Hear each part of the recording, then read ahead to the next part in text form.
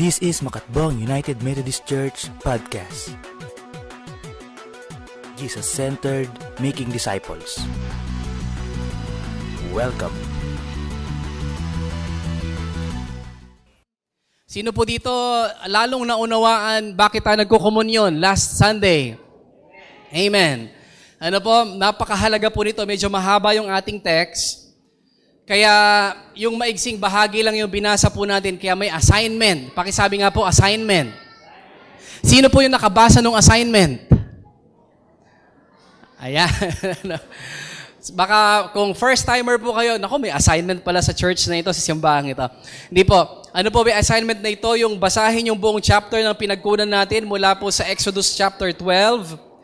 Dahil po ganito kahalaga para sa atin yung salita ng Diyos. Ano po? At itutuloy po natin ang pagbasa bagamat bahagi ito nung nakaraang linggo.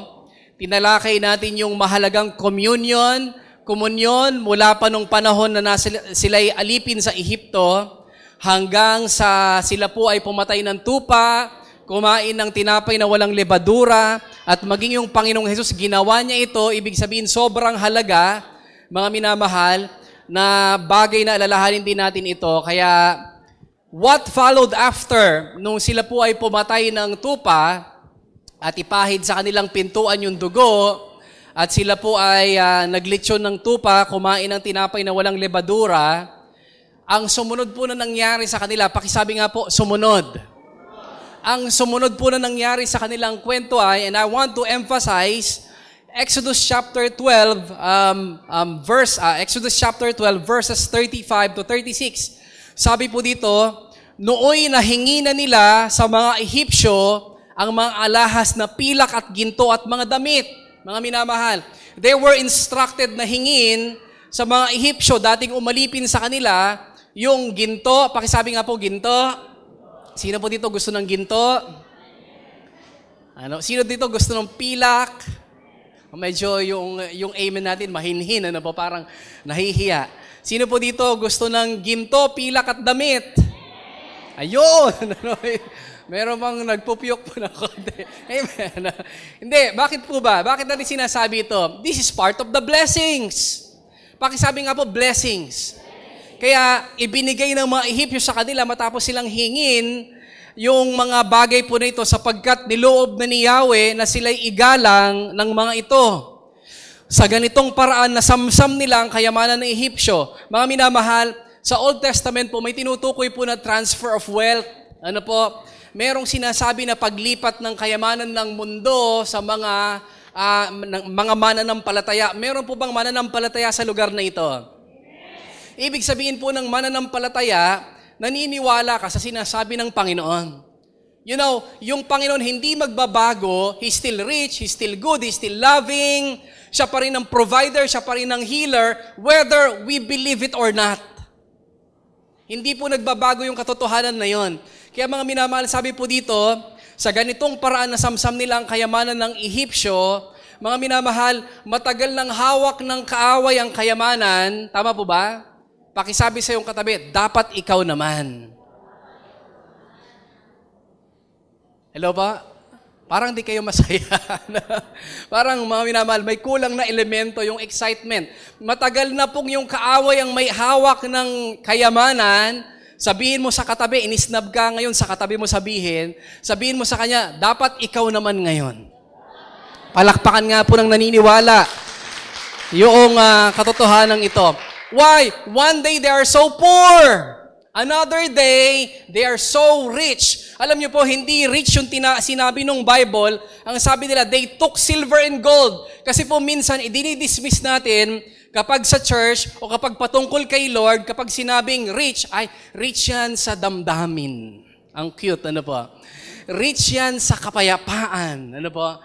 Buti na lang po, in-identify talaga ng Bible, one day, they are so poor, the other day, they have silver and gold. Wala po bang gusto mag-amen? Ako mag-amen. Amen.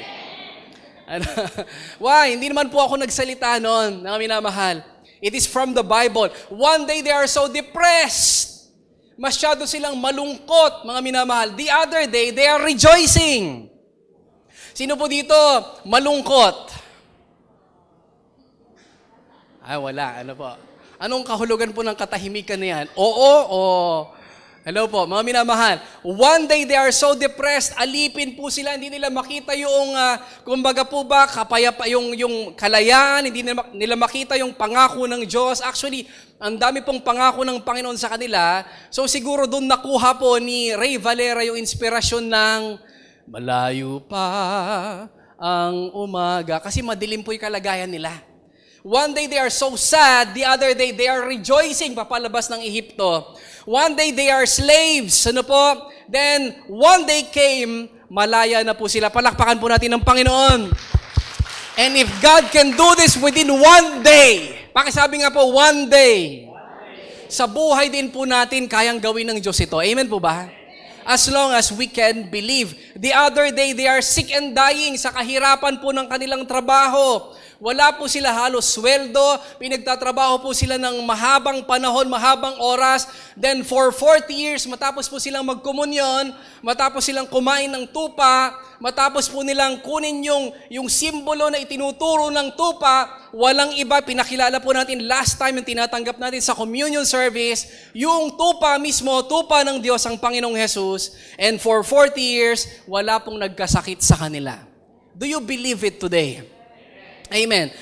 It is all because, mga minamahal, of the sacrifice na kanilang kinain, yung dugo na pinahid nila sa harapan ng kanilang pintuan, yung Lamb of God o yung tupa, and how much more, mga minamahal, hindi na tupa ngayon na simbolo ang ginagamit natin, kundi yung tupa, yung sinabi po ni Juan Bautista na Lamb of God, ito na yung tupa ng Diyos o kordero ng Diyos na siyang napako sa krus, na sabi niya nung komunyon, itong aking katawan, hindi na katawan ng tupa. Amen po ba? Are you getting this? Hindi na tupa. Sabi niya, itong aking katawan, itong aking dugo. Ang pinagsasalo-saluhan po natin sa communion is none other than Jesus Christ, the Lamb of God.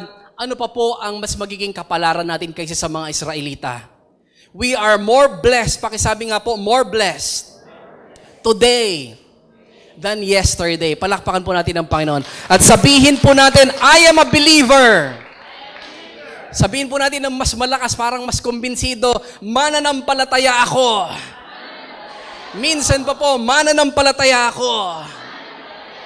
Mas malakas po, mananampalataya ako. Bakit po, mga minamahal? Minsan, kailangan natin kumbinsihin yung sarili natin. Tama po ba? Naalala niyo po ba yung, kaya ko to? Kaya ko to. Mamaya kayang-kaya mo na. Hello po ba, mga minamahal? Andito po ba kayo? So, sabihin natin minsan pa, mananampalataya ako. Kasi po, malulugi tayo, tinatawag tayong mananampalataya, but if deep within us, hindi tayo makapaniwalang may kayang gawin ang Diyos, lugi tayo. So, may connection po yung heart and mouth. Mga minamahal, sabi ni Jesus, what is inside you, lumalabas sa bibig. Kung galit tayo, madaling lumabas. Tama po ba? Sumasabog, kaliwa kanan, granada. Ano ba, mga minamahal? Tama po ba? Ano po, kung sino na masabugan? Ano ba? But if we have faith, dapat ding lumabas. Pakisabi sa iyong katabi, dapat ding lumabas. Sabihin po natin uli, mananampalataya ako. At alam niyo po, mga minamahal, magkakalakas tayo ng loob na manampalataya sa ating kapalaran dahil sa sakripisyo ng Panginoong Jesus na ito. Kaya napakapalad po natin na ang Panginoong Jesus hindi lang, kumbaga ba, naghintay, kaya ba nila o hindi? Siguro, kaya naman nila, pabayaan ko na sila. You know what? He came down. Bumaba po ang Panginoong Jesus, siya naging kahabag-habag na tupa. Kaya po sa aklat po ng Revelation, siya pa rin yung tupa. Siya pa rin yung nasugatan. Siya pa rin yung Panginoong Diyos na makapangyarihan sa lahat ng sabi niya po, Revelations 1, namatay ako, ngunit tingnan nyo ngayon, ako'y buhay. Ibig sabihin po, hindi siya dapat mamatay, pero para sa atin namatay. Gaano po tayo kapalad, mga minamahal? The other day, they are poor. The other day, they are rich. Amen po ba? Dahil sa tupang ito, palakpakan po natin ang Panginoon. But for 400 years, pakisabi nga po, 400 years. Sino po dito 400 years old na? nakaka-discourage agad yun, di ba? Parang ang haba ng paghihintay, para mas gusto mo na sa heaven. Ano po? Mga minamahal, they were so discouraged for 400 years. Napahirap. Para po bang tayo nung panahon ng Kastila? Ano po, sakop tayo ng Spain for 333 years, if I'm not mistaken. Napakahirap na panahon. Maaring may mga nakikinabang pero bibihira. And they are so discouraged. Pakisabi nga po, discouraged. Kasi matagal nang ipinangako ng Panginoon that you will be blessed and you will be a blessing, mga minamahal.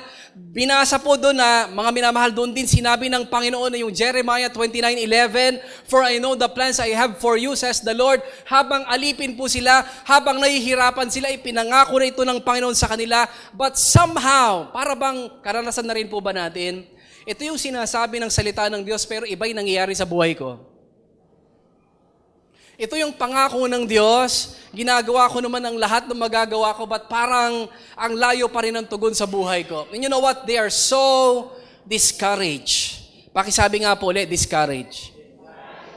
And let us talk about discouragement ngayong linggo po na ito. Pwede po ba nating pag-usapan po ito?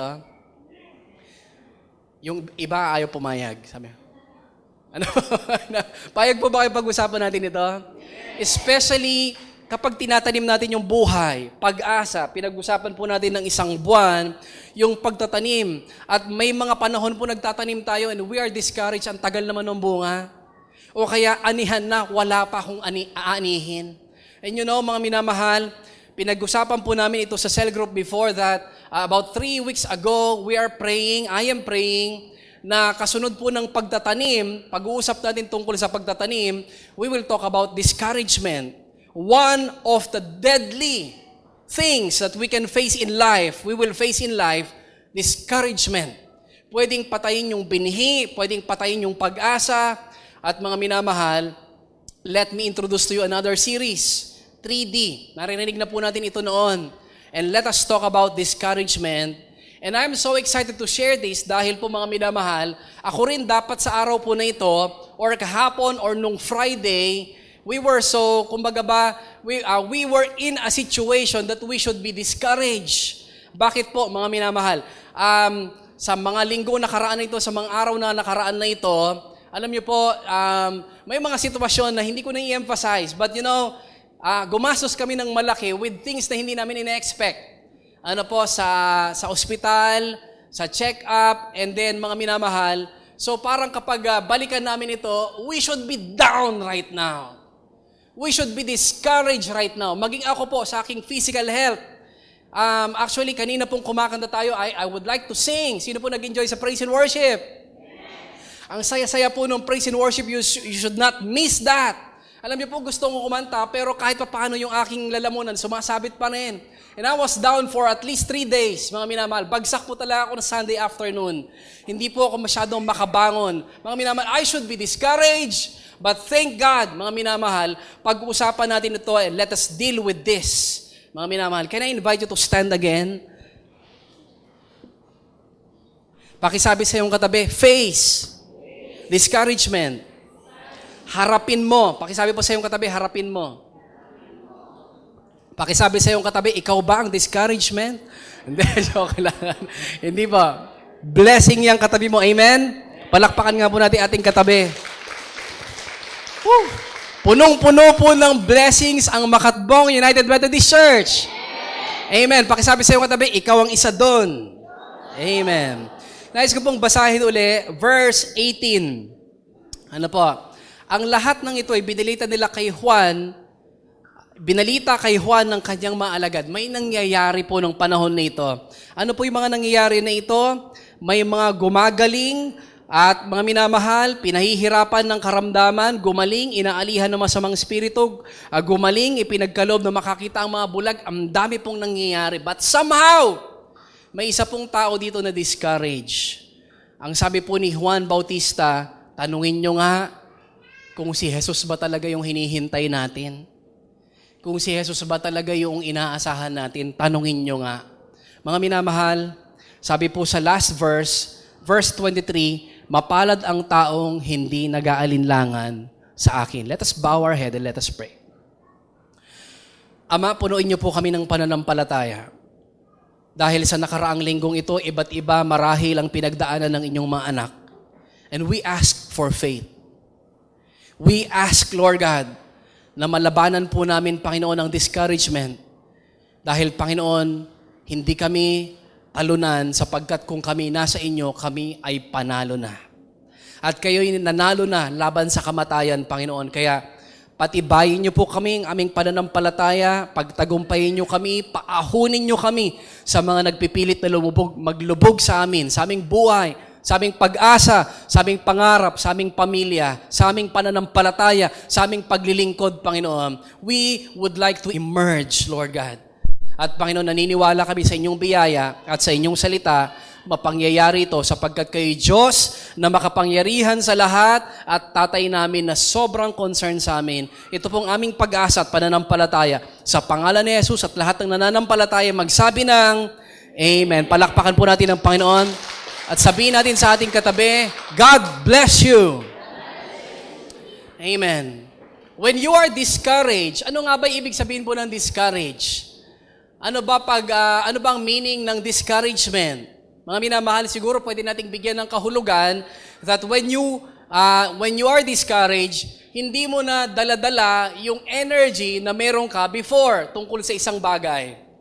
Siguro po, nakaharap ka ng pagkabigo, nakaharap ka ng, against doon sa inaasahan mo, you are discouraged. Di ko na kaya ito. Maybe, you have too many questions now. Marami kang tanong, bakit ako pa? Bakit sa akin pa nangyari? Bakit sila pa? Have you been there? May kausap po ba ako dito? Mami naman, have you been there? Bakit nangyari sa amin to? Hello, bakit kami pa? Ang bait-bait ko naman, ang pogi ko pa. Bakit ganon? Mami naman, we are asking. Ano po? And somehow, madidetect po natin that discouragement andito na when we start asking these kinds of questions. Bakit sa akin pa? Ano po? When you are discouraged, it is as if, mga minamahal, may nagtapos na kahit hindi pa tapos talaga. Lahat na, talo na. Ano po? Sino po ba dito nanonood doon ng laban po sa NBA? Ano po? Kapag umaabante yung kalaban, alahan na, nalpasan. Talo na ako sa pustahan yan. Hello po, may pustahan pala. Kaya ano po, mga minamahal, it is as if meron nang nagtapos pero hindi pa talagang nagtapos. Nauuna na tayo. We are discouraged. Hello, meron pang, pwede pang ilaban, pero sa feeling natin, pakisabi nga po, feeling. Pakisabi po ulit na may feeling. Feeling. Ayan po, feeling natin, nagtapos na. Feeling natin, yung bang nawala na. Feeling natin, wala ng pag-asa, kahit hindi pa totoo. That's part of worrying. You are discouraged. Ano po ba yung worrying? Wala pa man. Alam niyo po, lahat tayo meron ito. Ano po?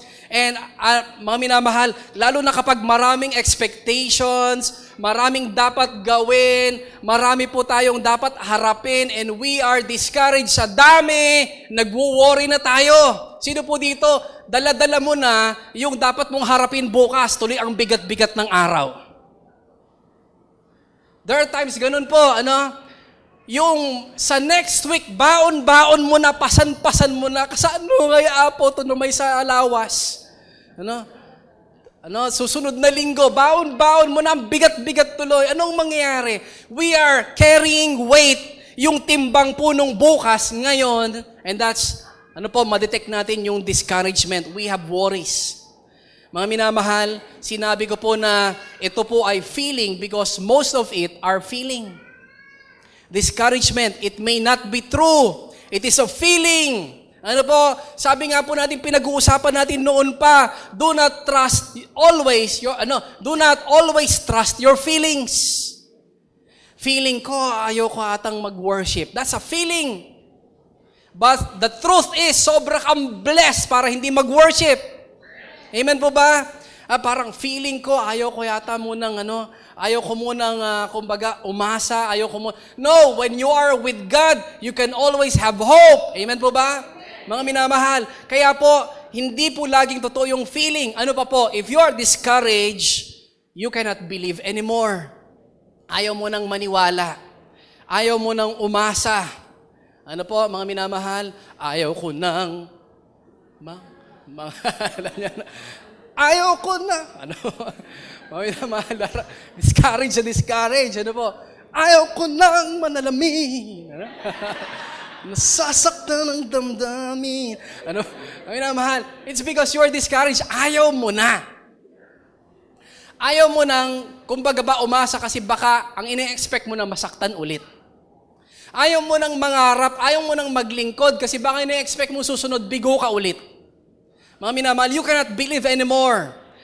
Mga minamahal, you cannot believe that something good is about to happen.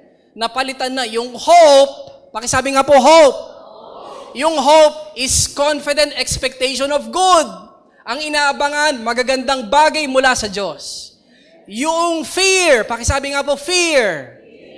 Eto, alalahanin natin, pag may nagtelegrama sa atin nung unang panahon, anong unang naisip natin? Ay, Apo, sino natay man na Apo?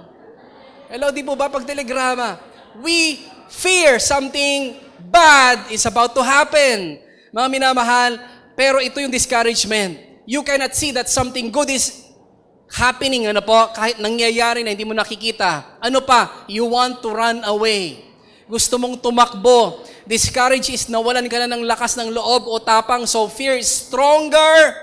It is a sign that you are afraid. Gusto mong tumakbo, takbuhan yung isang bagay, takbuhan yung isang pangarap, takbuhan yung isang plano, takbuhan yung isang sitwasyon, takbuhan yung mga bagay na gusto mo dati. Takbuhan. And you know what, mga minamahal? Sabi po, pinost ko po ito sa Facebook, sabi ni Stephen Furtick, the devil has no problem defeating a child of God, anak na ng Diyos, who is easily disappointed. Mga minamahal, ano po, it's because ang nakikita natin, always yung mga bagay siguro na mahirap para sa atin, the devil has no problem defeating that person. Kaya mga minamahal, what should we do? Let us face discouragement. Pakisabi sa iyong katabi, harapin natin ito. Parang problema po, pag hindi mo hinarap, hindi nawala. Pakisabi nga po sa iyong katabi, pag hindi mo hinarap, hindi na-solve. Andun pa rin, mga minamahal. Kaya, mga minamahal, how to deal with discouragement, ito pong pag-usapan po natin ngayong umaga po na ito. And number 1, have a vision. Pakisabi nga po sa iyong katabi, have a vision. Verse 22, nais ko pong basahin ulit.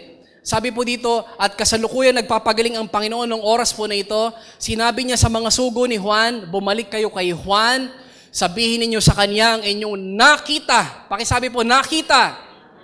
At narinig. You know what? Nagkakaroon tayo ng vision kapag meron tayong nakita o narinig. Nakakita na ang mga bulag, nakakalakad ang mga pilay, gumaling at lumilinis ang mga ketongin, nakakarinig ang mga bingi, muling nabubuhay ang patay, at naipapangaral ang mabuting balita, sabihin nyo kay Juan, nangyayari na! But you know, may discouraged person po dito. Ano po? Si Juan Bautista mismo. Sino ba siya? Actually po, siya yung nagpakilala sa Panginoon. Ito na, dumarating na po ngayon sa ating kalagitnaan, the Lamb of God who will take away the sins of the world. Kukuha ng kasalanan ng mundo, kasama ako, sabi niya, welcome Him, come on! Binautismohan po niya, kilalang-kilala niya si Jesus. Pero ang tanong niya na, patanong niyo nga kay Jesus kung siya na nga ba? Patanong nyo nga kung siya talaga hinihintay natin. Dahil po, pansinin po natin mga minamahal, dati, si Juan Bautista yung napapansin. Pakisabi nga po, napapansin. Pakisabi sa iyong katabi, napapansin mo ba ako? Ayan. Mga minamahal, kapag nalipat na yung pansin, nadidiscourage siya tayo. Tama po ba? Siya dati yung pinipilahan ng maraming tao. Mangagsisi na kayo, tuwirin ninyo ang landas sapagkat paparating na ang Panginoon. Ang dami pong nagpapabautismo. Pero nung si Jesus na yung binautismuhan niya, nabasa niyo na po ba itong story na ito? Binautismuhan niya si Jesus, nagkaroon ng shifting. Napunta na kay Jesus yung atensyon. Minsan po we compare ourselves with others. Bakit siya mas maganda? Nadi-discourage tayo. Hello po, bakit siya mas matangos ang ilong? Nadi-discourage tayo. Hello po, mga minamahal. Hello po, buti na lang sa Facebook ngayon. Lahat po ata ng kumbaga pag kahit pango yung ilong, at least may ilong, yung ganun po, no? You know po, we are proud of what we have. Alam niyo po mga minamahal, bakit siya may ganung talent? Ano po, natanong na po ba natin? Bakit siya masyadong talented? Ano po, sometimes ako rin po ganun. Bakit ako, kumbaga, ganito lang, nag-practice naman ako, parang hindi ako nag-develop. Sometimes, in comparison with others, nalulungkot tuloy tayo. Bakit siya may ganitong pansin o attention? Bakit siya parang mas pinapansin? Mga minamahal, nakaka-discourage tuloy. Bakit siya? Etc. Mga minamahal, we get discouraged kapag naiko-compare. Kaya pakisabi sa iyong katabi, huwag kang magkumpara ng ating sarili sa iba. Tama po ba? Hello ba? Dahil pag nagkumpara tayo, most likely, ang na-identify natin agad yung wala sa atin. Nadi-discourage po tuloy tayo. And mga minamahal, pinag-usapan na natin ito noon that meron mang wala sa'yo na meron sa iba, pero baka doon sa hinahangaan mo, may problema sila na wala sa'yo. Hello po. Kaya pakisabi, huwag kang mainggit sa iba. May problema rin sila. Di po ba? Hello po. Palakpakan nga po natin ng Panginoon. Ano po? Baka naiinggit tayo. Bakit siya ang ganda-ganda? Bakit siya ang yaman-yaman? Bakit siya ang talented-talented? Mga kapatid, may problema rin sila. Pag ginusto mo yung meron sa kanila, handa ka rin bang kunin yung problema nila? Hello, pakitanong ay katabi, handa ka ba? Alam niyo po, mahirap maging maganda. Mahirap din maging gwapo, ramdam ko po yun. Huwag nyo na po. Huwag nyo na, joke lang. Mahirap, mahirap. Huwag mag-compare. Lalong huwag mag-drugs, delikado po ngayon. Po? Huwag ding manira ng iba kung wala ka nung meron siya.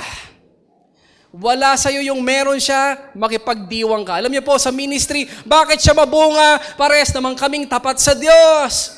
Well, there are many other factors po bakit namumunga ang tao, ngunit ang pinakamainam kapag fruitful yung ministry ng ating katabi, kasama makipagsaya sa Kanya at magsaya din. Palakpakan nga po natin ng Panginoon.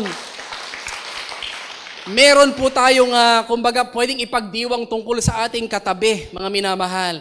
At nabanggit ko nga, lagi po natin itong ine-emphasize din po na kung maaari lang, pasalamatan lang natin sila, ang ating mga choir, ang ating mga staff, unpaid staff po, kumbaga mga volunteers, mga consolidation coordinators, mga ushers, praise and worship team, mga minamahal. We have the best people in Makatbong. Do you believe it? Alam niyo po yung mga kapatid natin, sila Noriel at si Glenn.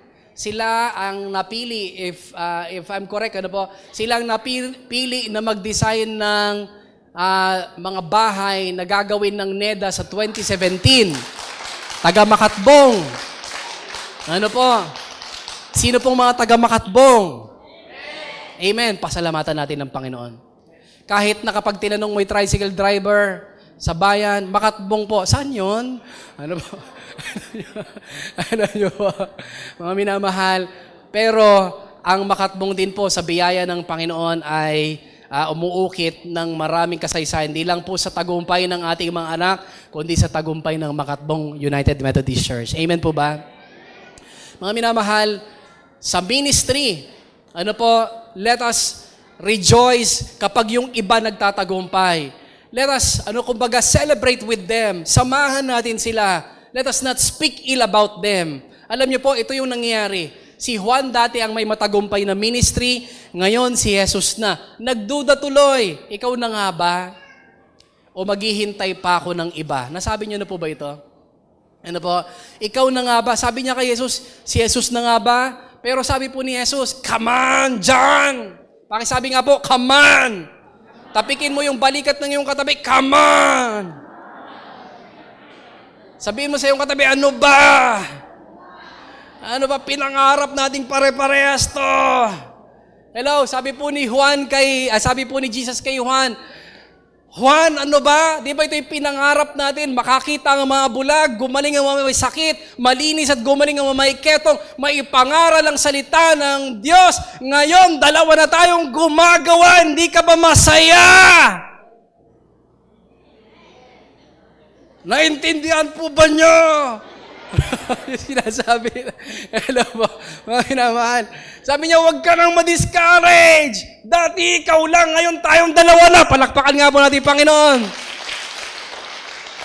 Ang problema po, minsan parang mas napapansin naman na siya. Siya na lang, manjakon. Ano po? Ayoko na. Ano po, mas mabunga naman siya. Siya na lang. Alam niyo po, na-discourage tuloy siya. And you know, sabi po ni Jesus, have a vision. Baka nakatingin ka na lang sa iyong bilangguan sa sitwasyon mo kung anong kalungkutang meron ka. Have a vision. Yung pangarap natin nangyayari na. Kaya sabi po niya, sinasabi niya, Juan, makipagsaya ka. Yung pangarap natin, yung purpose natin, ba't tayo tinawag? Yung purpose natin, ba't tayo buhay? Nangyayari na. Do you have a purpose in life? Yes. Do we have a purpose as a church? Yes, mga minamahal, makipagdiwang tayo sa gumagawa. Mga minamahal, makipagdiwang tayo sa kumbaga ba napapansin o napagpapala. And let us rejoice with them. And if we can join them, join them. Pakisabi nga sa iyong katabi, let us join. Alam niyo po, si Jesus wala na ngayon dito sa lupa. Ano po? The Holy Spirit is with us right now. Sino na po magmi-ministry? Hindi na si Jesus. Tayo na. But you know what? Kapag tayo po nagmi-ministry at nagtatagumpay, masaya si Jesus. Hindi siya, sila naman na yung sikat. Tanungin mo nga sila kung sila pa yung mga Kristiyanong inaasahan ko o hindi na. Hello po, you know what? Si Jesus po masaya na tinitignan ka ngayon. Palakpakan natin ang Panginoon. Makipagsaya. Celebrate. Pray for them. Ang sabi po ni Yahweh kay Abraham, ito po pakinggan niyo pong mabuti ito. Anyone who blesses you, magsalita ng pagpapala para sa iyo, pagpapalain ko rin. Amen po ba? Ito pa, sinong magsumpa sa iyo? Anak kita, mahalaga ka sa akin. Ako ang magtatanggol sa iyo, isusumpa rin kita. Ay, susumpa ko sila. Hindi, sorry. Ano po? Hindi po. Sorry, nalito lang po, mga minamahal. Ano po? Ibig sabihin po, ganito kahalaga tayo sa Panginoon. Kung may ministering umuunlad, huwag mong pagsalitaan ng di maganda. Lalo kung ito'y mula sa Diyos. Tinatanghal yung Panginoong Jesus. Ano po? So, support. Ano po? Celebrate. Dahil kung hindi, sign yan that you are discouraged. Sign yan that you are disappointed. Mga minamahal, baka sobrang limited na yung nakita ni Juan. So, mga minamahal, baka sobrang limited na yung nakikita natin. So, sali ka sa mga kwentuhan tungkol sa ginagawa ng Diyos sa cell group. Sino po nag-i-enjoy sa cell group? Say amen.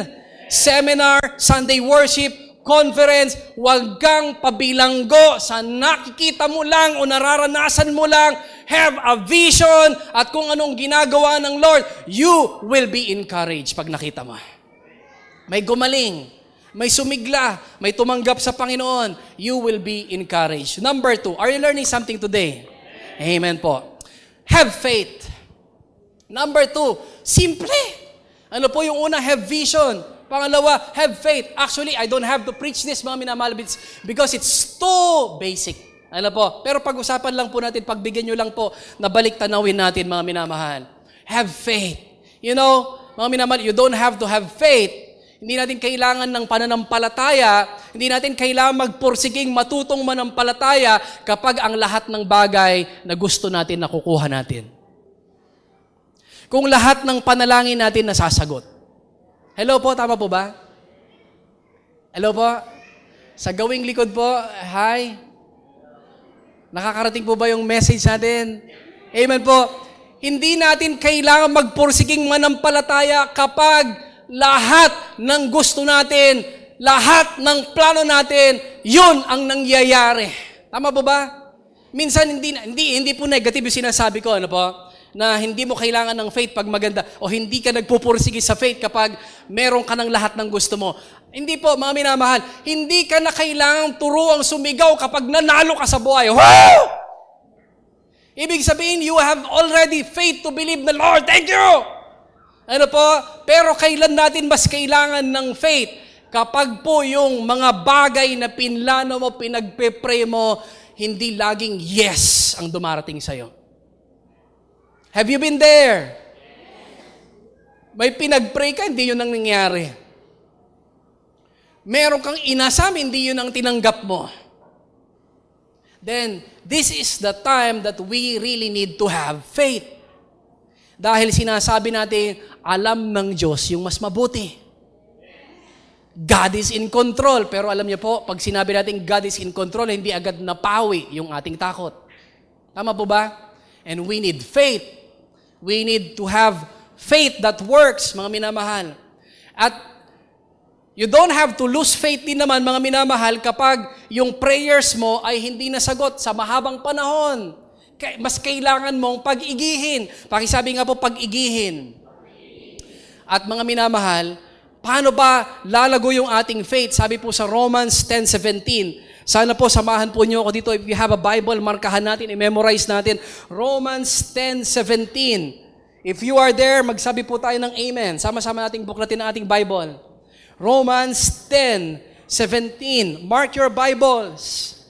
Romans 10:17. If you're there, sama-sama po nating basahin. 1, 2, 3, go! Kaya't ang pananampalataya ay bunga ng... Sino pong andun na? Wala po. Sorry. Sa English, hearing. Sa Tagalog, kaya't ang pananampalataya ay bunga ng pakikinig. Pakisabi nga po, pakikinig. Pakisabi sa iyong katabi, makinig ka pa. Hindi ka malulugi. Ano po, mga minamahal, paano tayo magkaroon ng pananampalataya at kailan natin naman talaga mas kailangan po ng pakikinig ng ating pagpapalago ng pananampalataya when not all things are good. At ang totoo naman talaga, not all things are good. Ano po? Yung bang sinasabi natin, ano po, na verse na, ano po yun, all things work together for good. Ang ibig sabihin po nun, hindi lahat ng bagay maganda, but God can do it. Ano po? God can do something para itong mga bagay na hindi maganda magtahi-tahi for your good. Hindi lahat ng bagay na nangyayari sa atin are good, but God can use it for our good. Kaya mga minamahal, pakisabi po sa iyong katabi, makinig pa. Because faith comes from hearing. And fear, pakisabi nga po, fear, takot, also can come from hearing. Hello po. Alam niyo po, sabihin ko lang po ito ng kaunti, ano po. Medyo nabahala lang po ako the past few days dahil po parang, I know you know this, kasi po, hindi po ako against ano po ng personalan, but you know, yung naging image po ng halos araw-araw ay may namamatay. Have you seen this? Natatakot sa isang banda, na po, natatakot ako na magkaroon tayo ng kultura ng kamatayan. Na pamilyar sa mga bata ang kamatayan. Na parang napakadali ng buhay. You know, I'm not against anything, I'm against drugs, ano po. But you know, natatakot po ako dahil sa Middle East, ganito po, some parts of the Middle East, talagang pinapakita sa mga bata yung pagpatay para hindi na sila matakot pumatay. And that's part of, kumbaga yung iniisip ko po sa aking puso, na nung lahat ng picture sa Facebook na tungkol dito, sinundan ko, napuno ako ng takot. That's my fault. I'm not blaming them, But sinasabi ko, may fault din ako dahil lahat ng patungkol dito sinundan ko. Ay, sino kaya itong mga ito? Lahat ng comment binasa ko. And I was filled with fear. It's my fault. Pwede rin palang nakikita ko at narinig ko, magdagdag ng takot ko. Kaya pakisabi po sa ating katabi, pili. Anong gusto nating palaguin? Faith, listen. Kung gusto nating palakihin din po ang ating takot, we can do also the same. Ano po yon? Listen. Kaya pakisabi sa iyong katabi, pili.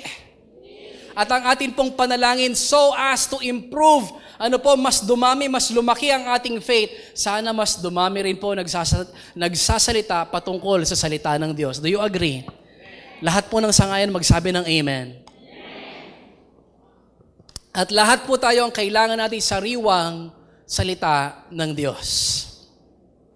Hindi po relihiyon because faith will come when somebody will preach. Pakisabi sa iyong katabi, preach. Saan po? Sa pamamagitan ng ating mga cell groups, sa pamamagitan ng ating mga pagkilos, mga minamahal, we can add faith. Are you learning something today? Number 3, never doubt. Pakisabi sa iyong katabi, huwag kang magduda. Tulungan niyo po yung inyong katabi, tapikin sa balikat ng marahan. At sabihin natin, huwag kang magduda. Huwag kang magduda. Sige, umabot pa po tayo ng 2-3, sabihin natin, huwag kang magduda. Huwag kang magduda. Huwag kang magduda. Sabi po ng Panginoong Hesus sa last verse, paanyaya po ito sa ating lahat. Mapalad ang taong hindi nag-aalinlangan sa akin. Palitan natin yung huwag magduda. Sabihin natin, huwag kang mag-alinlangan. Ano po ba yung clue na nag-aalinlangan na tayo kapag ang tanong na po natin, kaya ko pa ba ito? Hello po? Kapag ang tanong po natin, kaya ko pa ba ito? May nakakapansin pa kaya sa akin? Hello po?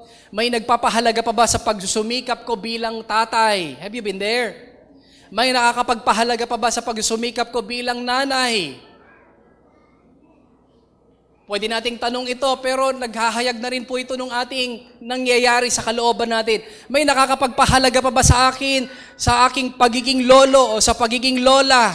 May nagpapahalaga pa ba sa akin, sa aking pagsusumikap na maging cell leader nila? Parang wala namang bunga. Mga minamahal, kung ito yung mga tanong natin, questions, mga minamahal, may also question us. Anong ibig sabihin po nito? Ano po? Yung hindi lang basta tanong, sinusukat na nito tayo. Yung mga tanong, kaya ko pa ba? Sinusukat na yung sarili natin, yung kakayahan natin. Ano po? Merong mga questions na pwede tayong talagang itanong sa buhay, but not all questions, mga minamahal, will encourage us. There are questions po na tutulungan tayong ma-discourage. Kaya ang tugon po natin, narinig nyo na po ito before, ipagpag mo. Pakisabi sa iyong katabi, ipagpag mo. Wala nang ibang magpapagpag niyan dahil lahat tayo may ipapagpag. Hello po? Ipagpag natin itong mga tanong na ito. Ano po bang mas magandang tanong, mga minamahal? Sa halip na malantad yung kahinaan natin, yung kahirapan natin, pwede siguro nating tanungin kung magulang tayo, ano kaya ang bago kong mailuluto para sumaya sila? Sa halip na malungkot tayo, tama po ba? Mga nanay na nagluluto, na minsan, alam niyo po, narinig ko lang sa patalastas po ito, ay, munggo, sige, ano po? So, mga minamahal, parang, siguro baka nagsasawa. Ano po? Ay, lechon manan, sige. Baka meron naman po ganito ang case. Pero mga minamahal, itong question na ito, just ask, ano kaya ang pwede kong iluto para sa aking mga anak bukas? At alam niyo po, you will be encouraged na mag-isip, ano nga kaya? Hello po? Are you here? Ano kaya ang bagong pagkakakitaan? Hello po? Lumalakas ba ang loob natin pag yun ang tanong? Kapag Ang tanong natin, bakit laging kulang? Di ba? Bakit parang laging kapos? Alam niyo, madi-discourage ka, pero kapag ano kayang pagkakakitaan? Alam niyo po, lumalakas ang loob natin, mga minamahal. Ano kaya ang bagong project ng pamilya? Ano kaya ang bagong challenge na pwedeng harapin? Pakisabi nga, anong bagong project? Sabihin nga po natin, isa akong David. Kaya kong tumalo ng Goliath. Ay, parang wala akong kasama. Amin naman. Kasi po si David, parang gusto niyang sabihin sa buhay niya, David ako, may Goliath ba dyan? May malaki bang problema dyan? Hindi ang laki-laki naman ang problema ko. Bakit ako ang may problemang ganito? And you will be discouraged. Mga minamahal, isa pang tanong. Ilan pa kaya ang pwede kong dalhin sa cell group? You will be encouraged. Sa church, ano kaya ang sorpresa pa ni Lord sa buhay ko? Hello? Paliktarin natin tanong, ano pa kaya ang problema ang darating sa buhay ko? Hello po, ano pa kaya ang sorpresa ni Lord? Bago po. Questions we ask can help us or damage us. Mga minamahal, anong tanong mo sa iyong buhay? Ang sabi po ng Panginoong Hesus sa kanya, mapalad ang taong hindi nag-aalinlangan sa atin dahil we have a God. Pwede po ba tayong tumayo? We have a God who is our Father. Tatay natin. Mga minamahal, siguro naranasan natin from our earthly fathers, kapag may problema tayo, our Father is our rescuer. Tutulong sa atin, mga minamahal. But let us ask the right questions. Let us have vision. Sino ba ang Diyos na ito? Gaano ba siya kalaki? Ano bang kaya niyang gawin? And have faith on this God. Dahil po mga minamahal, laging andyan nakaabang ang discouragement. But we have to face it. Mga minamahal, paano ba natin ito harapin? Patuloy nating tanggapin. Kagaya po ni Juan. Mga minamahal, it's not about Juan. May pagkakataon na hindi nangyayari sagot sa ating panalangin, hindi nangyayari yung ministry na gusto natin, pwede nating sabihin, Lord, remind me, it's not about me. Pwede po ba nating sabihin, it's not about me. Kaya po yung sinasabi ni Jesus kay Juan, Juan, di ba nung ipakilala mo ako yung solusyon? It's not really about John. Hello po? Nalulungkot po ba tayo sa bagay na ito? No, it should be an encouragement, mga minamahal. Dahil kung hindi man ito tungkol sa atin, mas magsaya tayo. Dahil kung ang ministry ay tungkol na sa atin, kung ang pag-unlad ay tungkol na sa atin, kung ang pagkasagot ng panalangin ay tungkol na sa atin, we miss the point. It's all about God. Na kung umunlad tayo, purihin ang Panginoon dahil siyang nagkaloob.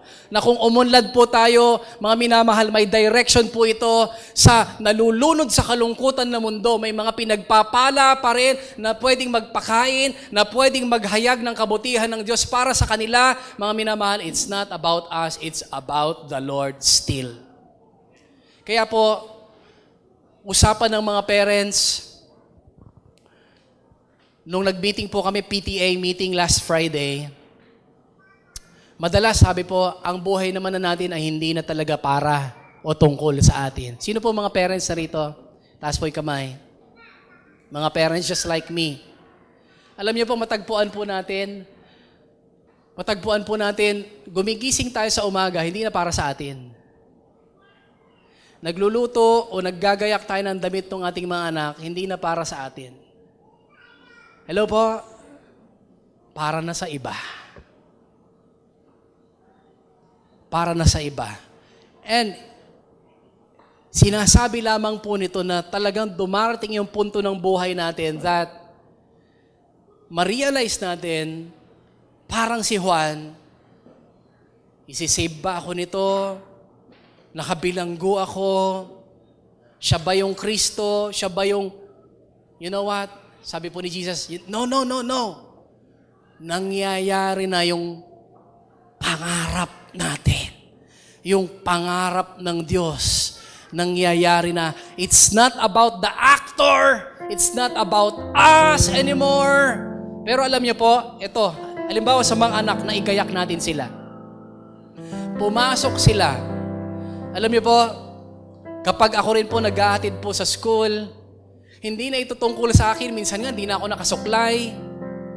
Minsan po, hindi na ako nakapagbihis kasi may iba akong binihisan. Pero pag nakita ko yung anak ko, naglalakad na papunta sa kanyang classroom, ang saya-saya ko. Hello po. Hello. There are times it's not about us. Pero kapag ipinaglingkod din natin yung buhay natin para sa plano, kagustuhan, balak ng Panginoon, hindi lang yung ibang masaya, pati tayo. On the other hand, kapag natutok na lang yung kagalakan natin sa ating buhay, maaring masaya ka, pero yung iba hindi na. Mga minamahal, hindi man ito tungkol sa atin, pero naniniwala po ako masaya tayong gawin ang lahat, magpuri, maglingkod, gumasta para sa kaharian ng Diyos dahil nagpapasalamat tayo nung mamatay ang Panginoong Jesus. Pakisabi nga po, Jesus. Hindi ito para sa Kanya. Hindi ito para sa Kanya, kundi ginagawa niya ito para sa atin. Let me remind each and every one of us, nung mamatay po siya, ang iniisip niya, ikaw at ako. Fast forward, 2,000 years ago, nung siyang naghihirap sa Panginoon, sumigaw siya at sabi niya, Ama, pakawanim ida. Patawarin niyo po sila dahil di nila alam ang kanilang ginagawa. And what Jesus is doing ay yung paraan para mapatawad tayo sa ating kasalanan. He's thinking about you and me. Jesus is thinking about you and me. Ikaw at akong pangarap niyang makasama kahit naiwan siyang nag-iisa sa krus, halos tinalikuran ng lahat. Makasama lang tayo. Ikaw ang unang pinaglingkuran niya. Kaya kung napapagod ka, napapagod tayo, tandaan mo yung paglilingkod natin sa Kanya at sa iba. Baka pagtalikod pa lang nararanasan natin pagkabigo, tandaan natin ang Panginoong Hesus sa paglilingkod niya sa atin hanggang kamatayan. Walang break. Wala pong tumangkilik sa Kanya. Humingi siya ng maiinom dahil nauuhaw niya. Nauuhaw na siya. Ang binigay sa Kanya, suka, hindi makakatighaw ng uhaw, kapaitan ang isinukli sa Kanya. Pero mga minamahal, ginawa ng Panginoon ang lahat ng ito dahil ikaw ang nasa isip niya na kung napapagod ka na, kung ikaw nasasaktan ka na, kung natatakot ka na, nakakulong ka na sa iyong nakikitang kalungkutan, sitwasyon ng buhay mo, magkaroon ka ng pag-asa dahil siyang nawala ng pag-asa para tayo ang magkaroon ng pag-asa. Magkaroon ng pananampalataya, magkaroon ng kagalingan. Mga minamahal, ang sinakripisyo ng Panginoong Hesus, hindi lang luha, bagamat lumuha ang Panginoon. Hindi lang pawis, bagamat buong maghapong nakabilad siya sa araw. Nagbuhat ng krus na tayong dapat maipasan. Alam niyo po ang sakripisyo ng Panginoon hanggang kamatayan. There's a time that He was discouraged. There was a time na siya po na-discourage para po hindi na ikaw, hindi na ako ang ma-discourage.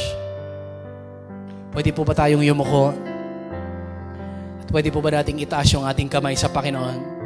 If you are this person, na Panginoon, humaharap ako sa discouragement. Panginoon, marami na akong tanong, marami na akong hinahanap na atensyon. Hindi ko na kayang magdiwang sa tagumpay ng iba. Panginoon, parang hindi ko na makitang may silbi yung ginagawa ko. Yung mga paglilingkod ko parang patlang na lang. Hindi ko na alam kung anong nandun. Panginoon, hindi ko na alam bakit tagal-tagal ko nang nananalangin. Bakit parang walang tugon? And you are in the verge of quitting dahil sa discouragement. Nabalik na sa ang inaasahan mo ay hindi magaganda. Dahil natakot na tayong umasa. Sige po, lumapit tayo sa Panginoon ng personal. I can't do that for you. Napansin mo, yung excitement mo sa trabaho, medyo kulang na. Yung lakas mo para abutin yung pangarap, nabawasan na. Yung apoy mo sa ministry, parang naglaho na. Because you are discouraged. Mga minamahal, sige po, magsumbong tayo sa Panginoon. Because He's the only one who can answer, who can help us. Let us pray. Ama, salamat po sapagkat makakalapit kami sa inyo ng tapatan, walang itinatago, lahat ng aming kapaitan, lahat ng aming takot, lahat ng aming mga pangamba, lahat ng aming pagtatanong, lahat po ihinaharap po namin sa inyo. Dahil nais po namin, Panginoon, na aminin sa inyong lahat. Because you are the best healer, you are the best doctor. So naming magpa-check up po ng puso sa inyo ngayong umagang ito, Panginoon. Because what we want, Lord God, to bring home, gusto naming iuwi kasama ng aming katawan, ay isang pinatapang, pinasiglang puso, Panginoon. Lord, we would like, Lord God, to surrender ang mga pagtatanong namin. We would like to surrender, Panginoon, yung aming mga, Lord God, pagmamarunong dahil kaming nagtitimbang-timbang na tila ba parang mas marunong na kami sa inyo, Panginoon. That if we do this, if we do that, Panginoon, maaring may epekto, etc., etc., tinimbang na namin lahat, Panginoon. And we're discouraged na manampalataya sa inyong magagawa. Lord God, heal us.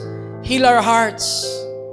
Kung puno kami ng takot, pangamba, o ng pagmamalaki, Panginoon, o gayon din, Panginoon, inggit sa iba, sa tagumpay ng iba. Panginoon, hilumin niyo kami dahil hindi kami totoong masaya. Hilumin niyo po kami, Panginoon, sapagkat we deserve, Lord God, happiness from you, Lord. Dahil kayo na ang nalungkot, kayo na ang nalumbay, kayong nag-isa para kami ang sumaya, Panginoon. Lord God, heal us. Heal us from discouragement. Patapangin niyo kami, Panginoon. Bigyan nyo kami ng lakas ng loob to continue, to get our fires back, Lord God. Maging sa aming ministry, maging sa aming paggugol ng buhay para sa paglilingkod sa inyo at pagmamahal sa iba. Lord, eto po kami, lantad na lantad sa inyo. Lord God, we want to be encouraged dahil gusto pa naming maglingkod sa inyo. Healing po ito ng puso namin dahil kayong unang naglingkod sa amin. We thank you, Lord. We thank you, Lord. We receive healing. We receive faith. We receive vision. At Panginoon, lakas ng loob na huwag mangamba, mag-alinlangan. We receive all this in the mighty name of Jesus. In the mighty name of Jesus. In the mighty name of Jesus, let us all say, Amen.